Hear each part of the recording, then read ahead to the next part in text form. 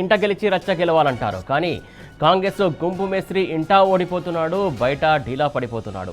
పార్టీలో అంతర్గత కుమ్ములాటలతో సీనియర్లు రేవంత్ను కమ్మేస్తుంటే ఏం చేయాలో అర్థం కాని అయోమయ అవస్థలో అల్లాడిపోతున్నాడు.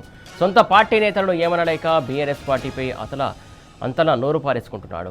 నోటికొచ్చినట్లు పిచ్చి కూతురు కూస్తున్నాడు. సరే, ఇదంతా ఎందుకు చెప్పాల్సి వస్తుందంటే తెలంగాణను తానేదో ఉద్ధరించడానికే వచ్చినట్టు చెప్పుకునే రేవంత్ తన సొంత నియోజకవర్గమైన కొడంగల్లో కనీసం రోడ్లను పట్టించుకోవడం లేదు.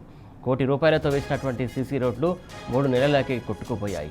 సీఎం సొంత నియోజకవర్గమైన అధికారులు పెద్దగా పట్టించుకోలేదు.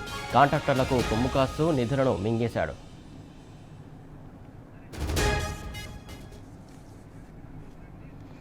రైట్, దీనికి సంబంధించి తాజా అప్డేట్స్ అందించడానికి మా కరెస్పాండెంట్ నరేష్ సిద్ధంగా ఉన్నారు. నరేష్, చెప్పండి.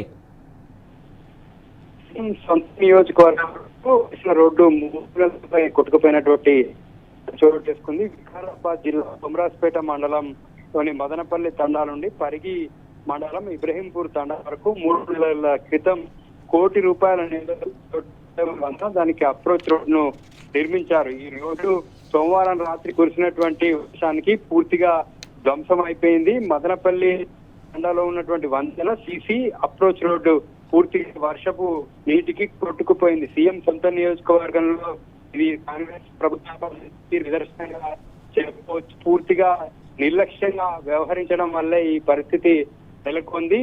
ఇటు అధికారులు కూడా ఈ అంశాన్ని పట్టించుకోవట్లేదు. కాంగ్రెస్ ప్రభుత్వము కమిషన్ సర్కారు పనితీరుకు నిదర్శనంగా ఈ ఘటనను చెప్పుకోవచ్చు.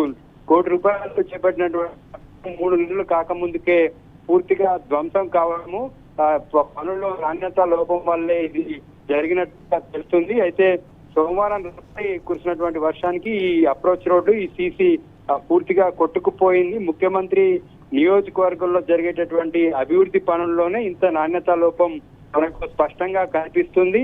పూర్తిగా కమిషన్లకు కక్కుర్తి పడి ఈ విధమైనటువంటి నాణ్యత లేనటువంటి నాశకం పనులు చేయడం వల్లే ఈ విధంగా జరిగిందనేటటువంటి విమర్శలు వస్తాయి.